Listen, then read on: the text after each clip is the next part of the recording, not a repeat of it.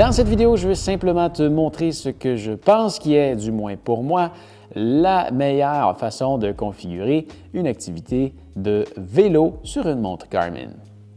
Donc, on se rend ici sur l'activité en question qui est déjà démarrée et on tombe sur ma première page sur laquelle, je vais mettre mon doigt en arrière pour qu'on puisse en voir un peu plus. En haut, on a les pulsations cardiaques, donc avec la jauge de zone, donc je suis capable de savoir je suis dans quelle zone, en plus de savoir quelle est ma fréquence cardiaque à l'instant. En dessous de ça, on va retrouver deux autres informations et c'est logique qu'ils soient à côté. À droite, on a la vitesse et à gauche, en plus petit, on a la vitesse moyenne. En dessous de ça, on va retrouver la distance parcourue et le temps depuis le début de l'activité. Et enfin, en bas, on va retrouver l'heure de la journée. C'est les informations que je veux le plus avoir, donc je les ai condensées sur une page. Je veux dire, pas trop petite, on a beaucoup d'informations, mais il n'y en a pas trop qui fait en sorte que tout est petit. Si je veux une page sur laquelle je vais retrouver plus d'informations, je vais vouloir venir sur ma deuxième page dans laquelle on va retrouver les mêmes, plus d'autres. Donc, encore une fois, on a la fréquence cardiaque en haut, la vitesse et la vitesse moyenne, la distance parcourue ainsi que maintenant, on a un graphique de l'élévation au cours des dernières minutes. Donc, on est capable de voir si on est en train de monter, descendre ou peu importe. Bref, le 109, c'est mon élévation actuelle et ce qui est en vert, c'est mon élévation dans les dernières minutes.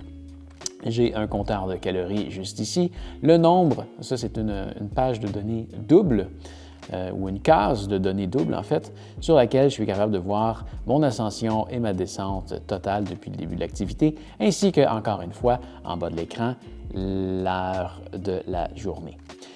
Ensuite de ça, il y a une troisième page et celle-ci, elle est spéciale parce qu'elle est programmée sur le mode d'ascension automatique. C'est-à-dire que quand je vais gravir, je vais voir quelque chose de différent de ma première page, parce que ça, c'est celle que j'utilise le plus souvent, mais comme je n'ai aucune donnée par rapport aux élévations sur celle-ci, lorsque je suis en train de gravir, je veux avoir cette page-là. Mais plutôt que d'appuyer sur les boutons pour me rendre jusqu'à cette page-là, j'ai programmé le mode ascension automatique. Ça se retrouve dans le menu ici et on descend, oups, excuse-moi, il fallait venir directement sur paramètres vélo et descendre jusqu'à ascension automatique ici.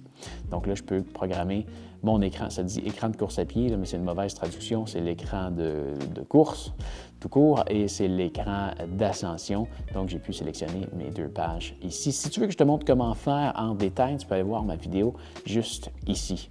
Donc, sur cette page-ci, je retrouve encore une fois mes pulsations cardiaques, ma vitesse, c'est pas ma vitesse moyenne cette fois-ci, c'est vraiment la vitesse actuelle. Et ce qu'on retrouve ici, c'est ma vitesse verticale. Donc, ça va m'indiquer combien de mètres je gravis par minute.